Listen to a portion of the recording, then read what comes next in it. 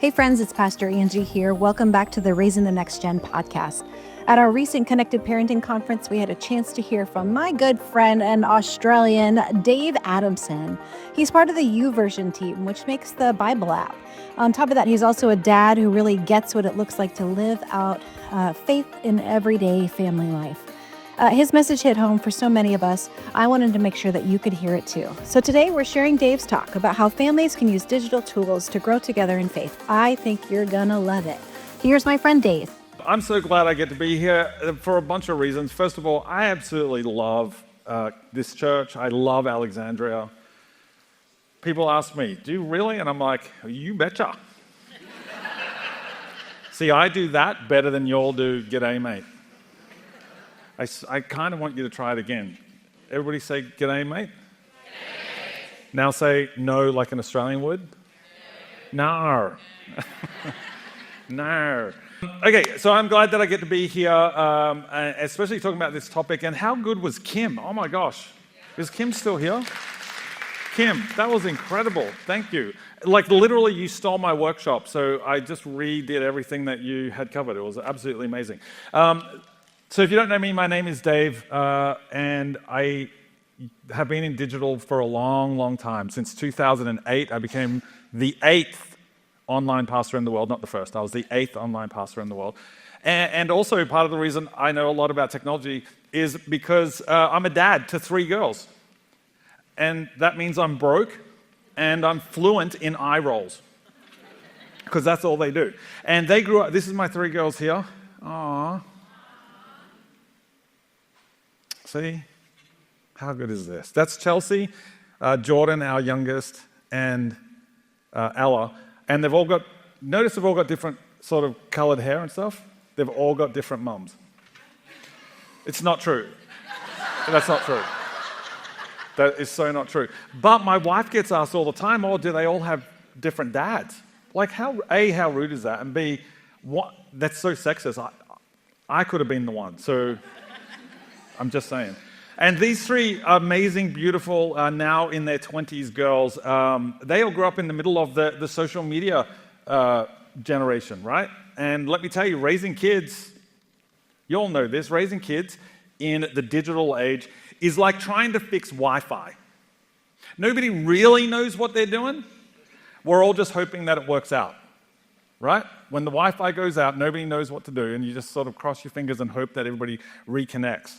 And I can tell you that I've made a lot of mistakes as a dad. And a lot of times I felt like I was screwing them up and I was screwing myself up and I was in the wrong. 3 girls, I was always in the wrong, let's be honest. I felt like I was so behind the times. And honestly, there were times in my parenting journey where I would just feel guilty. Like I didn't think I was doing a good job. And I think every parent I talk to says the same thing. I don't know how to keep up, and I don't know if I'm doing this right. Have you all found yourself asking one of those 2 questions, or maybe both of those questions? You're all nodding like, yeah, that's just Tuesday. Yeah, that's what a lot of parents say to me all the time. And here's the truth, and here's what I want you to take away. If you remember nothing else from what I say today, I want you to remember this. You're not failing, you're learning. When it comes to technology, you're not failing, you're just learning. It's a new learning opportunity. The best way that I can describe parenting in today's digital world is this. It's like teaching your kids to drive. I want you to approach parenting in a technological age when it comes to any sort of technology, whether it's their phones, whether it's the games they're playing, whether it's social media platforms, ChatGPT, whatever it might be, I want you to approach it as if you're teaching your kids to drive. Every parent knows the risks. They know the risks of their kid out driving. The kid could get distracted. They could make a mistake. They could end up in an accident. They could end up stranded in the middle of nowhere with no gas. There's always something that could come up. But we also know the benefits, right? We know the freedom, the responsibility, the independence that can come when our kid is finally out driving on their own. But plus, we also know the amount of free time we're going to get because we're no longer an Uber service. There's benefits as well. We don't keep our kids from driving because it's dangerous, right? We teach them to drive because it's essential. And it's the same when it comes to technology. We teach them to leverage technology because it's an essential part of everything that they are going to do in their lives. And so my goal today, by the end of this session, is to give you 3 things that you can do this week, 3 practical things you can do this week to help teach your kids to drive in the digital world. And so you don't have to wait. I'm going to give you those 3 things right up front. The 3 things that I'm going to hopefully help you with today when it comes to helping your kids are these. First of all, teaching your kids how to wear their seatbelt when it comes to technology. Teach them safe driving habits when it comes to social media. And how to set a destination for their technological use. Okay? They're the 3 things I'm going to teach you, or we're going to talk about. But before we get started, before we get onto those steps, let's talk about the world that our kids are actually growing up in today. Now, I don't need to tell any of you guys that the world that our kids are growing up in is way different from the world that we grew up in, right? They're out playing Roblox games. They've got headsets on talking to their friends while they're playing on their PlayStation. I was out drinking out of a hose. And when the street lights came on, my parents said, that's when you come home, right? I knew where all my friends were because of where all the bikes were in the neighborhood. If they're out front of some kid's house, that's where all my friends were. But your kids, they're growing up in a different world. They know where their friends are because of what's happening on technology, because they follow them on various platforms. So it's a completely different world. And let me tell you how different it is. Recently, a national research group in the US called the Harris Poll asked kids aged 8 to 20 about their daily lives. Now, the Harris Poll is one of the most trusted survey companies in the world. They ask thousands of people every year, hundreds and hundreds of questions about culture, politics, faith, and technology. And in this case, they asked kids what they're really experiencing in their life right now. And when they asked kids aged 8 to 12 about their lives, technology, and freedom, their answers stopped me in my tracks when I read it. One of the things they said was that most kids already own smartphones at as young as 8 years old. They also found that half of 10 to 20-year-olds say most of their friends are on social media already. And it's not just one account. It's not just 3 accounts like you might have, like Instagram, Facebook, and Twitter. They're on multitudes, sometimes a dozen different accounts, platforms. They also found that 3 in 4 kids play Roblox games regularly. Now, Roblox, if you don't know, it's a platform where they can play games, they can walk around in this world, they can talk with their friends, and they can talk with complete strangers. 3 out of 4 kids are let loose in this online environment. Now, compare that to what the Harris Poll found out about their offline lives. They found that less than half of kids aged 8 to 9 have ever walked down a grocery aisle on their own. Less than half have ever been allowed to walk down a grocery aisle on their own. These are kids who are running through this digital world unchecked, total freedom, talking to strangers, yet less than half have walked down a grocery aisle. They also found that 1 in 4 kids aren't allowed to play in their own front yard unsupervised. Maybe you're hearing these results and thinking to yourself, yeah, that's my kid, that's us. Like, this is the difference in lifestyle that our kids have that we didn't have when we were growing up. How many of us, like, literally got kicked out of the house on a Saturday and then you came back my parents didn't know where I was, who I was with, or what I was doing. Yet there's kids growing up today who don't have any freedom in the outside world. And so they look for that freedom online. Think about that. Our kids have more freedom online than they do in their own neighborhood. We give them more freedom online than we do in their own neighborhood. And yet, when asked how these kids during the poll, when they asked them how they wanted to spend their time with their friends, the answer was really clear. They said they don't want to do it via screens. It wasn't organized sports either. It was unstructured play.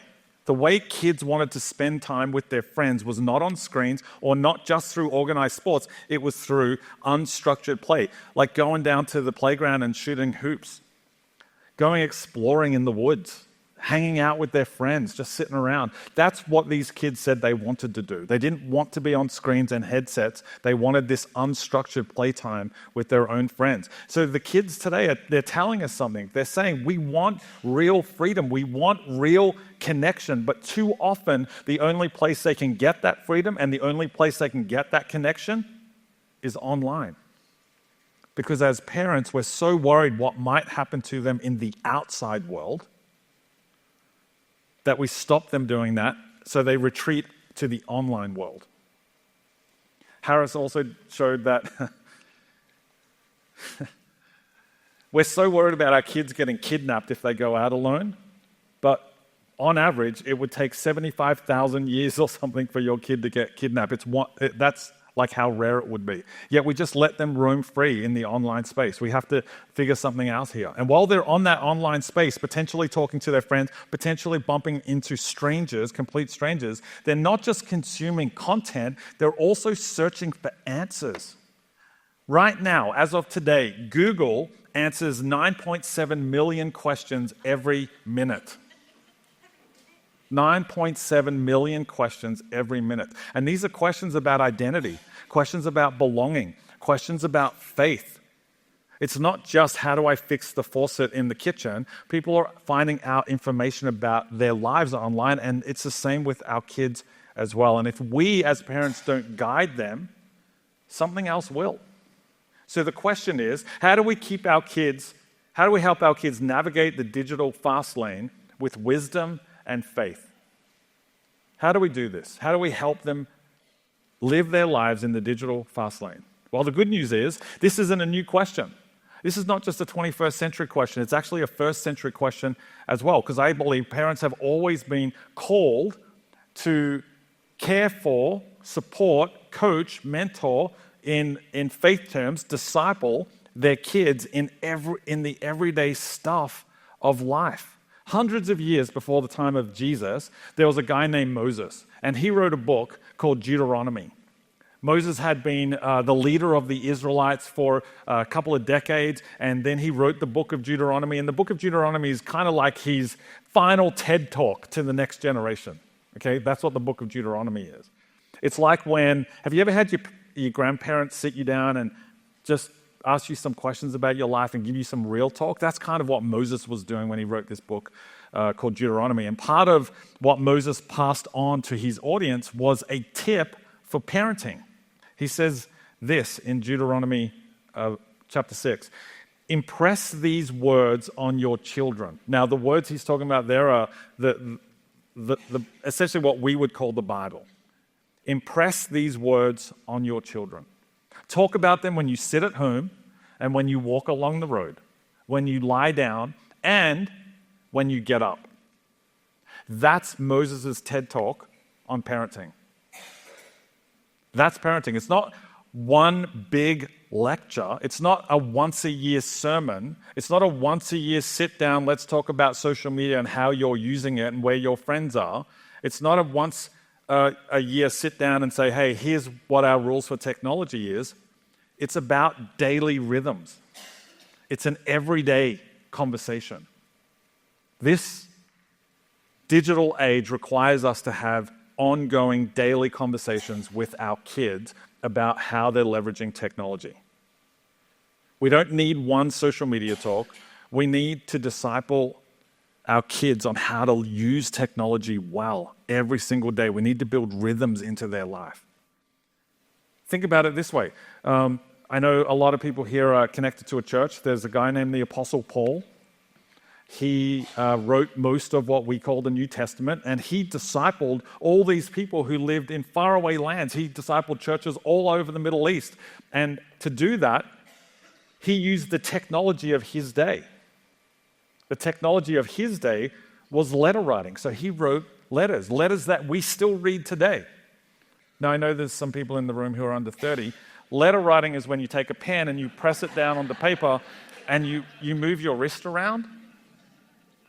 That was the tech of Paul's time, and so he leveraged that to teach people. So we can use technology as well, because technology isn't the enemy of parenting. Technology isn't the enemy of parenting or discipleship. It's the environment where parenting and discipleship are happening. It's where it's going to happen. As Acts 15 reminds us, we should not make it difficult for those who are turning to God. Parents, we should not make it difficult for our kids who are turning to God in the digital world as well. So what does that look like for us? Well, as I said at the beginning, it looks like teaching our kids to drive. Has anybody here done that yet? Taught your kid to drive?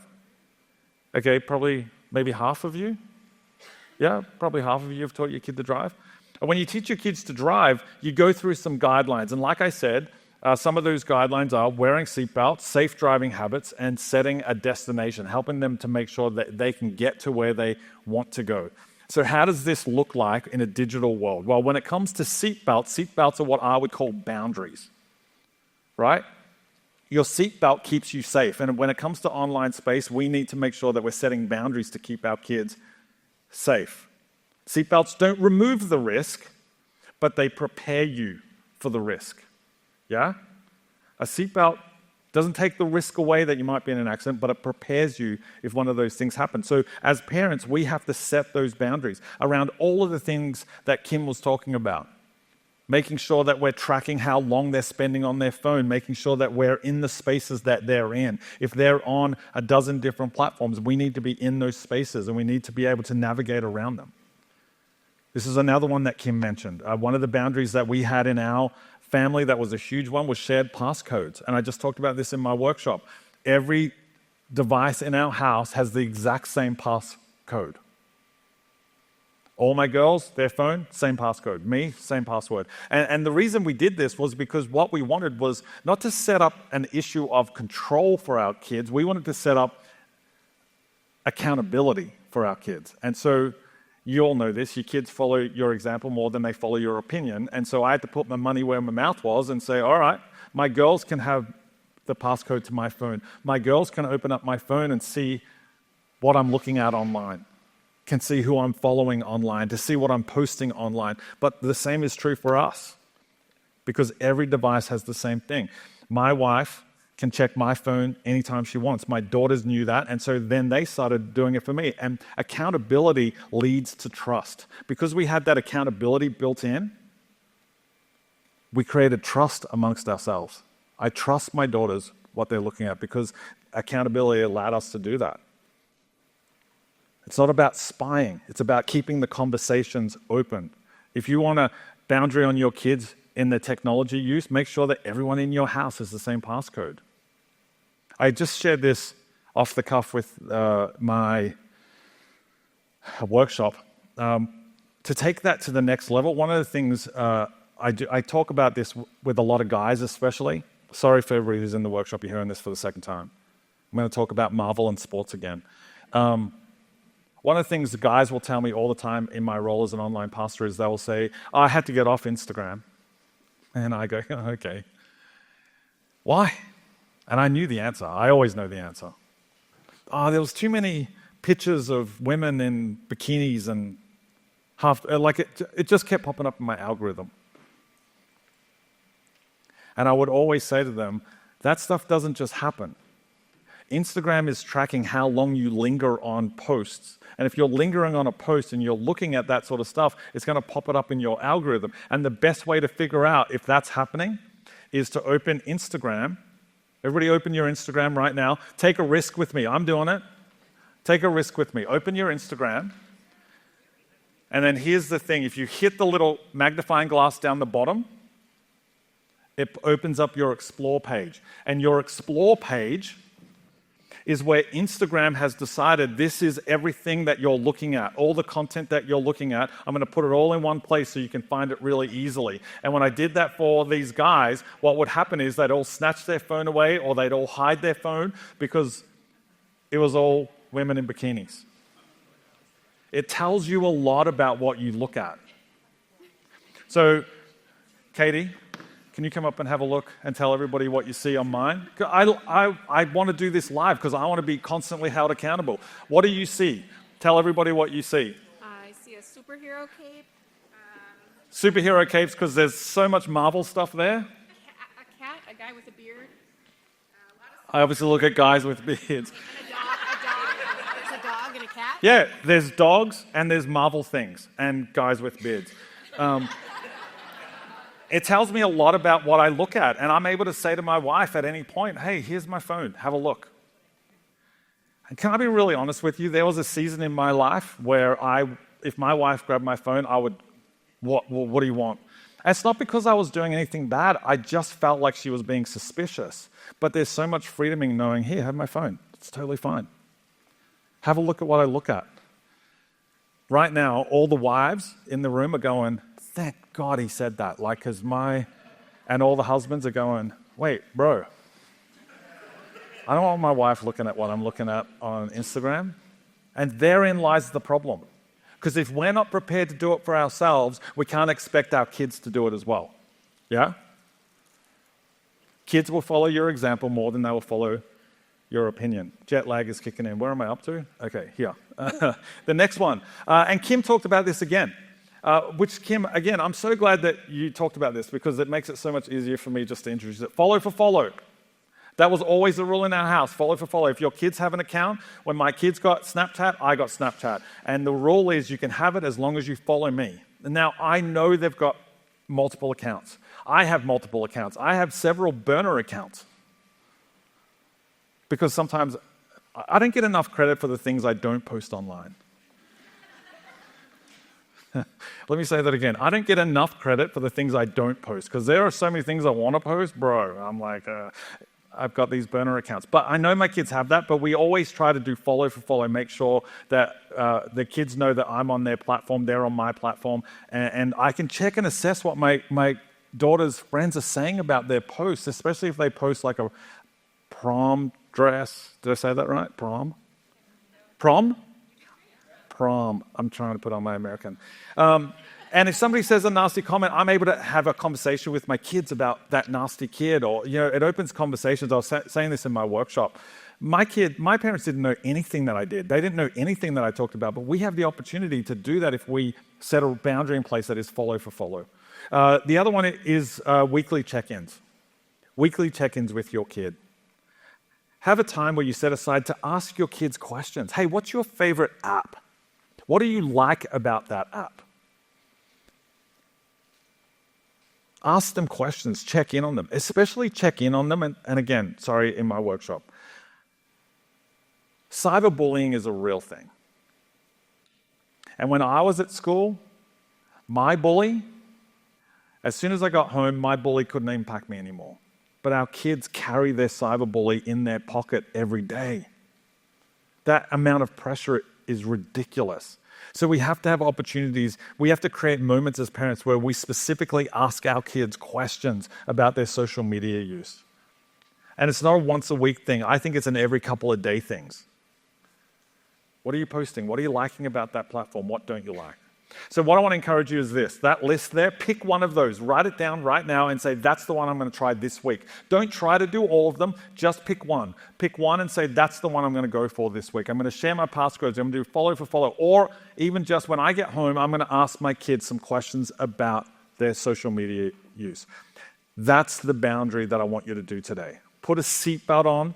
Doesn't make you a good driver alone, though. We all know that. Just because your kid puts a seatbelt on doesn't mean they can suddenly drive. So you have to teach them safe driving habits, which in social media world, safe driving habits equals rhythms. You have to get rhythms into their life. Establish healthy habits around technology and social media, because that's going to keep your kids steady in the fast lane. One of the things, rhythms we had in our house was, again, something I think Kim talked about, phone-free dinner. We did phone-free dinner. Every dinner we had together, no phones. And it wasn't this. Everybody watch. This, turning your phone upside down and putting it on the table, that's not phone-free dinner. Again, all the wives now are going, oh, thank God he said that. If you have a date night, which if you're married and you don't have a date night, let's talk about that because that's an issue. And all you do is put your phone down like that, that's not good enough. Because psychology tells us that if that thing pings or buzzes, not only am I going to be instantly distracted, but the pull for me to look and see that is so unbelievable that I'm taken out of the moment, fighting the urge to look at it. But here's the other thing. If I'm sitting across from my wife, she also wants to look at what just happened. So this is not good enough. So what we did in our house is we had a box, a little wooden box, and all our phones went into the box, and we put that in the kitchen, then we went into the dining room. Phone-free dinners are the easiest thing in the world. Just set up a phone-free dinner zone. And then a screen-free Sabbath. What I mean by that is a rest from your screen. Once a week, this is how we broke it down. We'd had one evening a week. We made it a Friday evening. As soon as 6 o'clock hit Friday night, we put our phones in that box, and we didn't look at our phones for 24 hours. And my girls hated it. But that wasn't even close to how much I hated it. It was bad. When Kim put up all those things, my 5 was up almost the whole time because I'm constantly on my phone. It's part of what I do for work. I hated it at first. But you know what happened over a couple of weeks, couple of months? It became the highlight of my week. Because what I knew would happen is, and it was funny, right? I don't know, if you read the Bible, you probably know that Sabbath is a thing that you know the first thing in all of Scripture that's defined as holy is rest? It's not heaven, it's not a church, it's not a message, it's not even Jesus. The first thing in all of Scripture defined as holy is rest. And when we took a rest, what I found was holiness, peace came into our lives. And so Scripture says 6 days you shall work, on the 7th day rest.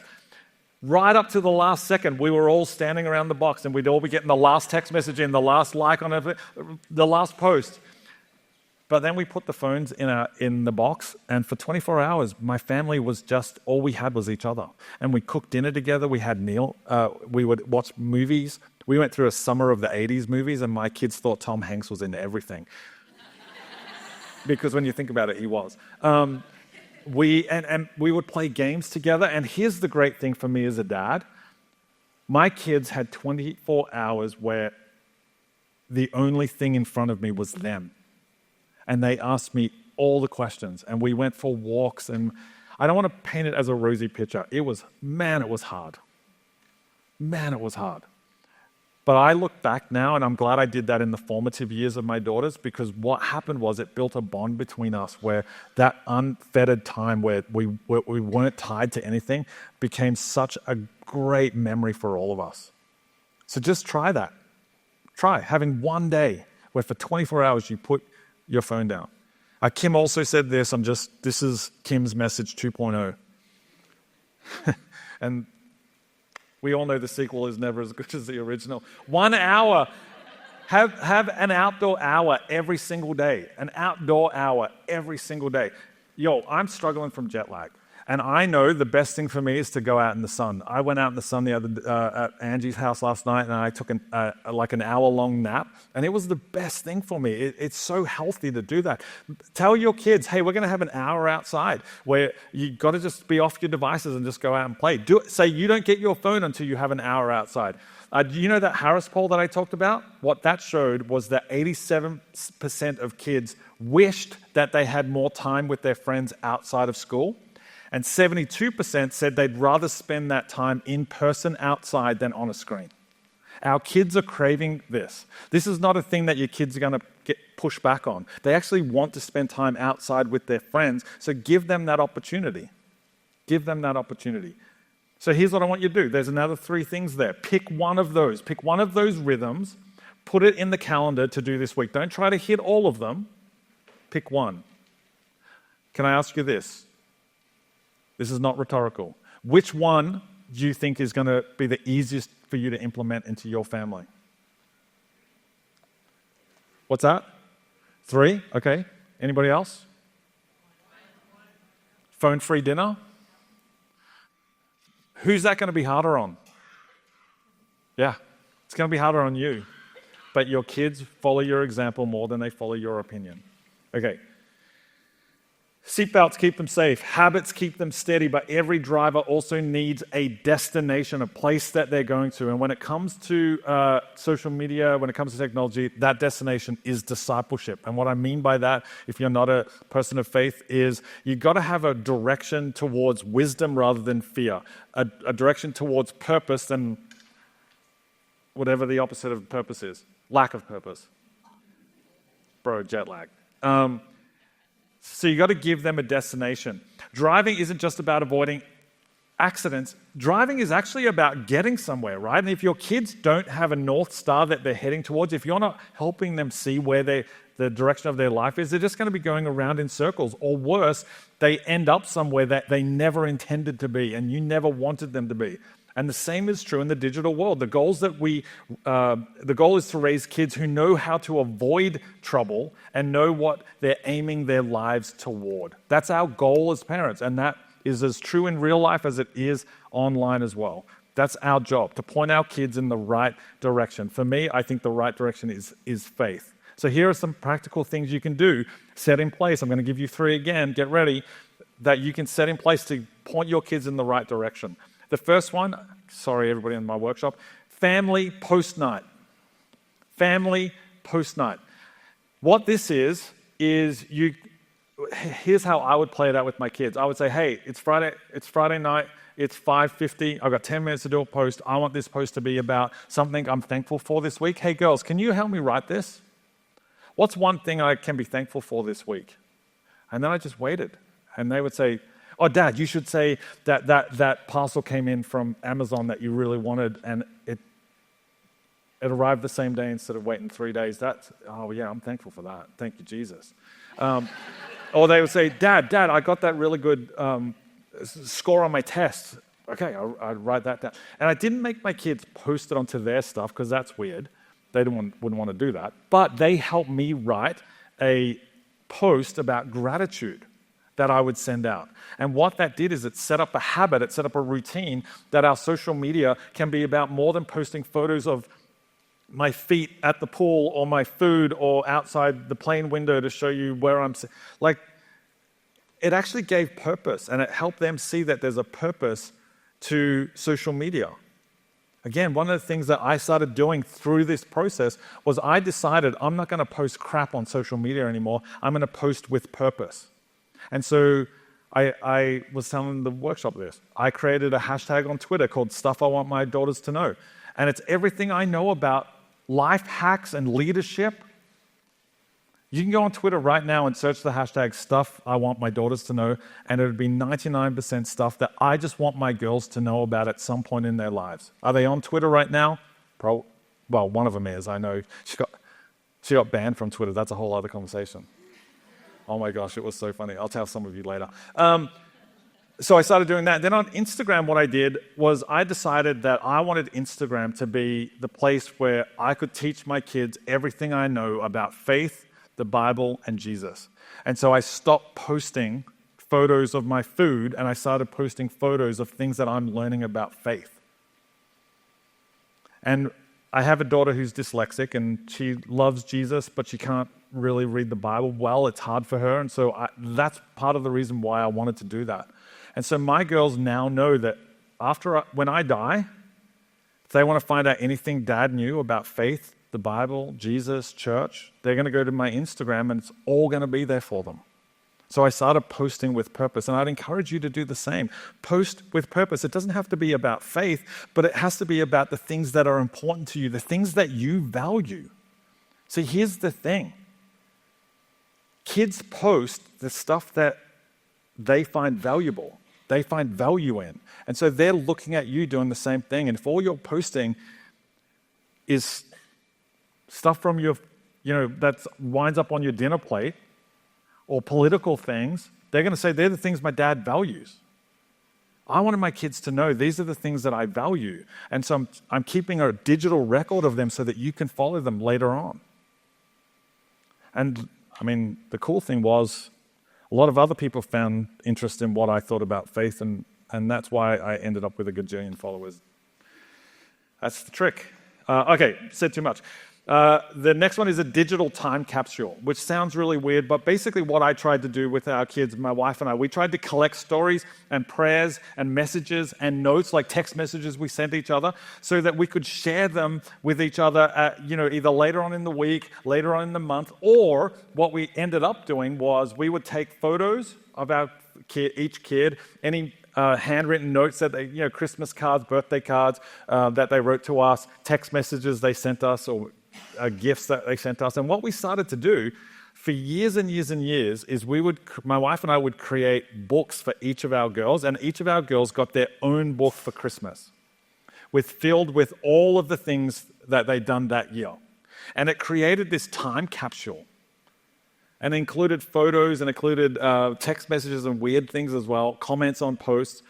And can you see how much that meant to my kids? They still have these in their rooms. Only one of them lives at home now, but when they moved out, they grabbed all of their books and they've got them on bookshelves. My youngest daughter, Geordie, she always cried when she got her book. But this was always the last gift they got on Christmas because it stopped the day, because they would spend the next 20 minutes going through remembering what happened for that year, reading back all the notes that mum sent to them, or reading back all the funny things they sent to us. So do something like that. I just recently, this month, earlier this month, on the 5th of September, I changed it from books to a jigsaw puzzle. This is what I gave my wife for Christmas, for her birthday earlier this month. It's a 2,000-piece jigsaw puzzle that's just memories of our life, like all sorts of stuff. And so I said to her, I want this to be a thing now that we do instead of the books. Because guess what happened when I gave her that? We all sat around and did part of the jigsaw puzzle together. If you walked past the table where it was, you would see any given moment, one of my kids or me or my wife or a couple of us all finding pieces. And it was just a digital time capsule of our lives. Like, this is one of the great things about the technology that we have, the age that we live in. We can do stuff like that. Again, see? Did I tell you guys in the workshop? Right? All the wives right now are going, why don't you do stuff like this? It's so easy to do, and it's real cheap, but it's just something that creates memories. We have to create these memories, and we can leverage online to create offline memories. So keep doing that. And then the last one is this, voice notes. We used to do, and we still to a certain extent do, voice notes to each other. Send your kid an encouragement in your own words. Don't just type it, because tone doesn't always carry. Send a voice message. Hey, I'm proud of you today. Hey, I love you. Really hope you do your best on that test you've got on. Send your kids voice messages. They can listen to them anytime. And kids today, man, when the phone rings, and I'm the same actually, if my phone actually rings, I throw it across the room because I don't know what's going on. Don't call me, text me. Getting a voice message text, it means so much more because there's so much tone in it. So do you think you could introduce that into your own weekly rhythm? Just sending a voice message to your kids to encourage them. This is how we've used technology as a tool, not just a threat. So this week, which one of those are you prepared to do? Not rhetorical. Somebody tell me, which one stands out? Family post night, digital time? All three? Oh, number 3. You know what? Here's what I want you to do, because I'm under time. I'm sorry, Ange. Take out your phone right now and send a voice message or a text message. I'll let you do that because it would be a lot of... Send a message to your kid right now. Grandkid, niece, nephew, son, daughter. Send one right now. I'm going to give you 1 minute and 27 seconds.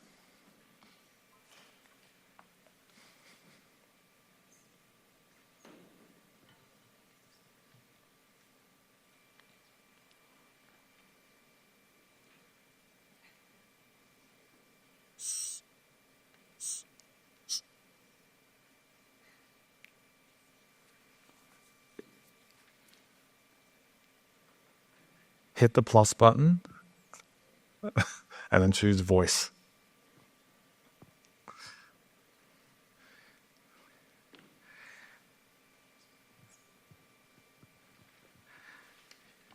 You know what?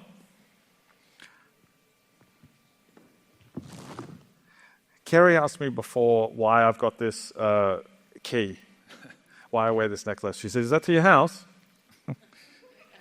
I said, "No, I have a touch print for my house." This key is a gift my wife gave me, and all it says on it is worthy. It's got stamped the word worthy. And the reason I have this is because when I speak like this, regardless of where I am in the world, if I'm speaking somewhere, I don't want to get my worth based on being on a stage. I don't want my worth to come from how well I did or how bad I did during this talk. I don't want my worth to come from how many people laughed at one of my jokes. I don't want my worth to come from how many people are sitting in the room in front of me. My wife gave me this to remind me that I am worthy just because I'm here. The reason that is so significant for me is because I grew up in a house where all I heard from my dad was that I was never going to make it, that I was going nowhere with my life, that I was a loser. My dad would tell me all the time that I was stupid. And as I look back and think to myself, if my dad had spoken life and encouragement into me, what that would have done, how that I would have responded, and all I want is that for my girls. I don't know what family you came from, what your situation with your own parents was, but we have the opportunity, regardless of what's happened in your current family with your current kids, regardless of where you are with them relationally, you've got the opportunity right now to change that by speaking life into them. And it's not just a one-time thing. We can do this all the time. We can do this every day, and we can leverage technology to literally be in their pocket all day, every day. But don't do it out of habit. Do it because you want to actually instill hope and encouragement and life into your kids. Could you imagine? Could you imagine what your life would be like if the people that you loved the most when you were a kid would constantly speak life into you? Now, you might come from a situation where that was the reality. Then great, pass it on. But if you come from a situation where that wasn't your experience, give any kid in your life who you're responsible for, give them something different to what you had. And all it requires is lifting up your phone, hitting the plus button, selecting voice, and telling your kid that you love them. It's real simple. Okay, here's our challenge for this week then. Set one boundary, start one rhythm, try one discipleship habit. Again, I don't want you to try all of them. Just pick one for each. Set one boundary, start one rhythm, try one discipleship habit. Because one small step in the right direction is better than no step at all. And could you imagine what would happen if you as a parent started to see technology not as a threat, but as an opportunity to love on your kid? Imagine what would happen if every parent in your church community got together and you all said together, we're not going to let screens raise our kids. Don't let a screen raise your kid. Make that decision. If you get nothing else out of today, take that home. I'm not going to let a screen raise my kid. I'm not going to constantly just throw an iPad at them.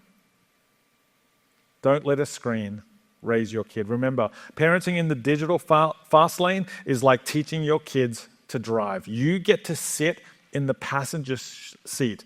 You get to coach them through all of those scary moments, just like you do when you're teaching them to drive. And eventually, you get to hand them the keys, knowing confidently that they can drive. Not towards fear, but towards wisdom. Can I just pray for us? Because if you're a parent in the room, you need prayer. And so I want to take the opportunity just to do that for all of you. God, I just want to thank you that you've given us a tool that allows us to be connected to our kids every day. And Father, I want to pray especially for every parent in this room, every grandparent, every uncle, every caregiver in this room. God, I want to ask that you would give them an extra special measure of grace and wisdom right now so that they can reach the kids that are in their world, that they can love the kids that are in their world, that they can help guide them and teach them to drive in the world of technology, that you would give them support networks around them who can teach them and guide them and coach them as they try their best to parent and care for the kids in their world. God, I thank you that you give us this huge responsibility to look after the next generation. God, would you help us to do that well? Help us to do that with mercy and compassion, and help us to do that above all with grace. Thank you that you have modeled what it means to be a parent to all of us. And I pray that we would continue to do our best, continue to learn, continue to be curious as we lead our kids. And we pray this in the amazing, loving, merciful, fatherly name of Jesus. And everybody agreed and said, amen. Thanks, guys. Let's give it up for Dave.